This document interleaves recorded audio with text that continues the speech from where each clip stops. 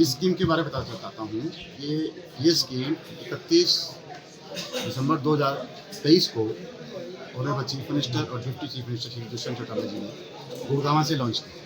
ये scheme launch है 1/1/2024 और 30/3/2024 इसकी लास्ट डेट है। ये स्कीम बहुत बढ़िया स्कीम है और डिप्टी सीएम साहब ने इसके लिए हर एक टैक्स बार एसोसिएशन से व्यक्तिगत संपर्क करके सुझाव मांगे और इस स्कीम को लागू करवाया। अब आपके जो भी क्वेरीज हैं उनके एक बार योजना क्या उसके जी वन टाइम सेटलमेंट स्कीम 2023 जो हरियाणा सरकार ने लॉन्च बोलिए कि प्लीज की, वो 1 जनवरी 2024 से लेके 30 मार्च 2024 तक 90 दिन का उसका पीरियड है। उस हमारे जो जीएसटी एक्ट से पहले के एक्ट थे, जो सेल टैक्स से रिलेटेड 7 एक्ट्स हैं, उससे रिलेटेड एरियाज को कवर किया गया है, जिसमें Haryana value added tax act है, CST central sale tax act है, local area development tax act है, लग्जरी टैक्स है, एंटरटेनमेंट टैक्स है और Haryana general sale tax act. 7 tax के जो भी एरियाज हैं उसको ब्रॉडली जो उसके एरियाज को हरियाणा गवर्नमेंट ने जो स्कीम लॉन्च की गई है उसके तहत सेटलमेंट की जा सकती है। मेनली 4 कैटेगरीज के टैक्स हैं उसमें, जो डिस्प्यूटेड हैं, जो मतलब कहीं पे अपील लाई कर रही है, उसमें अगर 50 लाख तक का टैक्स इन्वॉल्व है तो 30% टैक्स जमा करके उसकी सेटलमेंट कर सकते हैं। अगर 50 लाख से ऊपर का टैक्स इन्वॉल्व है तो इन दैट केस जो टैक्स डिपोजिशन है वो 50% करना पड़ेगा। लाइकवाइज अगर कोई डिस्प्यूट नहीं है तो उस केस में ये जो 30% है और 50% है, 10% बढ़ जाएगा। यानी कि अनडिस्प्यूटेड के केस में 40% 50 लाख तक के टैक्स के लिए और 50 लाख से ऊपर के टैक्स के लिए 60% डिपॉजिट करना पड़ेगा। तीसरी कैटेगरी में आपका जो डिफरेंशियल टैक्स है, जो सी फॉर्म या एफ फॉर्म का जो सेंट्रल सेल टैक्स 1950 के तहत आ रहा है, उस केस में आपको डिफरेंशियल टैक्स का मतलब जिसमें आप सी या एफ फॉर्म नहीं सबमिट कर पाए उसका केवल 30% के साथ आप कंपाउंड कर सकते हैं, सेटलमेंट का बेनिफिट ले सकते हैं। इन केस जो रिटर्न्स में इंडिविजुअल डीलर्स ने टैक्स खुद दिखाया है, उस केस में उसको पूरा टैक्स भरना पड़ेगा, लेकिन कोई भी इंटरेस्ट या पेनल्टी किसी भी चार्ज जो भी आपको बताए 4 कैटेगरी, वेदर एडमिटेड है या डिस्प्यूटेड है, अनडिस्प्यूटेड है या डिफरेंशियल है, पूरी तरह से वेव कर दिया है। कोई भी इंटरेस्ट नहीं लगेगा, कोई पेनल्टी नहीं लगेगी। तो गवर्नमेंट ऑफ हरियाणा की बड़ी एक अच्छी स्कीम है और उसका ये बेनिफिट रहेगा कि जो पुराने मैटर्स हैं, चाहे वो लिटिगेशन में है या एरियाज जिनकी रिकवरी नहीं हो पा रही थी, तो dealer as well as state exchequer दोनों को बड़ा इससे बेनिफिट होगा। और योजना का नाम थोड़ा क्वान्टिफाई फिगर में स्टेट का जो है अप्रोक्सीमेटली 40,000 करोड़ का हरियाणा स्टेट का इन्वॉल्व है इसमें। सर, जो ये अमाउंट है आप बता रहे थे, जिन्होंने अब तक ये नहीं भरा है, हाँ जी, तो उनको अब दिक्कतें क्या आती हैं? मतलब जैसे ये वन टाइम सेटलमेंट तो आ गया, जिन्होंने अभी तक ये पे नहीं किया, जो अभी तक पेंडिंग है लंबे टाइम से, क्या उनको बिजनेस करने में दिक्कत आती है? क्या रहता क्या है मतलब? देखिए मोस्टली केसेस में क्या है, जो बड़ी अमाउंट्स है जी आप इसको देखेंगे तो जो बड़ी अमाउंट्स तो ज़्यादातर लिटिगेशन में, अगर पुराने जो वैट रिजीम के हैं और वो जीएसटी में माइग्रेट कर गए हैं तो हम वहाँ पे रिकवरी प्रोसीडिंग स्टार्ट कर देते हैं। जी तो रिकवरी प्रोसीडिंग्स स्टार्ट करने के बाद उनका बिजनेस भी हेल्ड अप होता है, एक लिटिगेशन में मैटर है, वहाँ पे टाइम खराब होता है, बैंक अकाउंट सीज हो जाते हैं। मतलब जो भी रिकवरी प्रोसीडिंग्स है वो इनिशिएट करने के बाद उनका routine day to day activity effect होती है।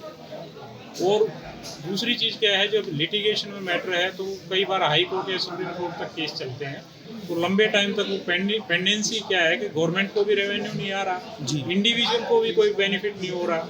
उसको पता है कि आज से 10 साल पहले जो उसने डिपॉजिट करना था वो आज तक यूं का यूं स्टैंड कर रहा है।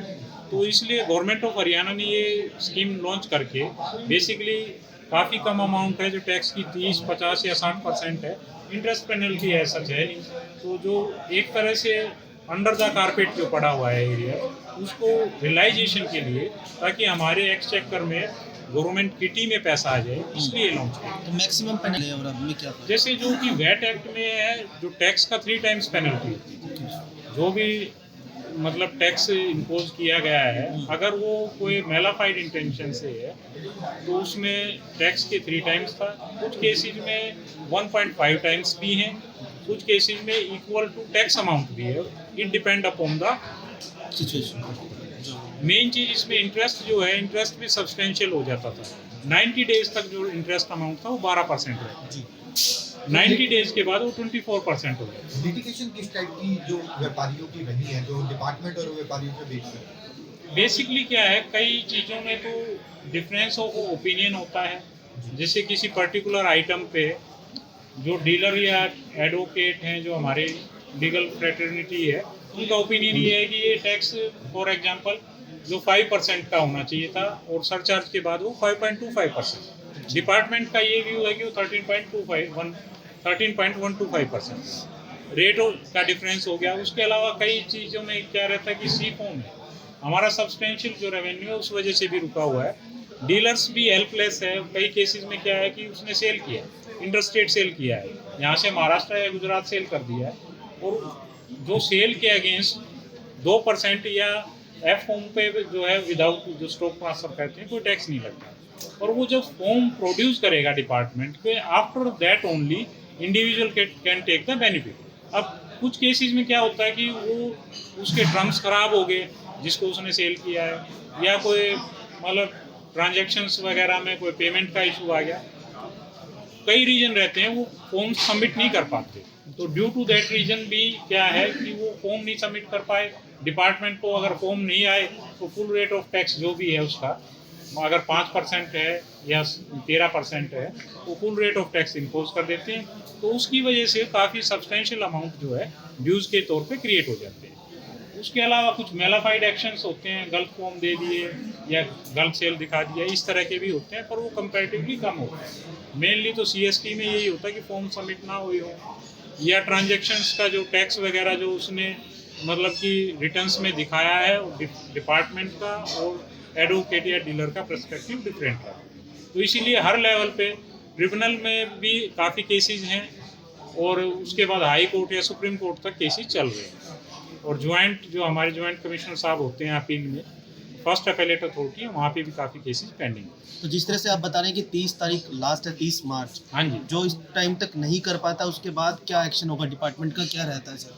बेसिकली ये तो फिर वो जो नॉर्मल ड्यूज है उसको अकॉर्डिंगली पे करना पड़ेगा। जी। गवर्नमेंट इसीलिए, आप लोग भी यहाँ पे और हम इसीलिए बैठे हैं कि इसकी मैक्सिमम पब्लिसिटी की जाए।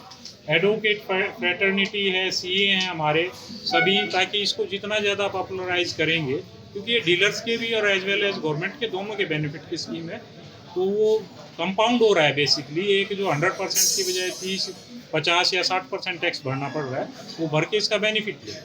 और जो आपने कहा कि 30 मार्च तक है, तो काफ़ी लंबा टाइम दिया। नॉर्मली इतने लंबे बैंड के लिए कोई स्कीम नहीं आती है। 90 डेज एक सब्सटेंशियल टाइम है, और लास्ट मिनट की अप्रोच जो डीलर्स को या एडवोकेट्स को भी छोड़नी पड़ेगी। तो टाइमली एप्लीकेशन डाल लें, और कोई डाउट है तो डिपार्टमेंट में ऑफिसर सभी अवेलेबल है, उनसे कंसल्ट करके वो उसकी जो भी रेमेडी बेस्ट पॉसिबल होगी उसका वे आउट निकाला जाएगा।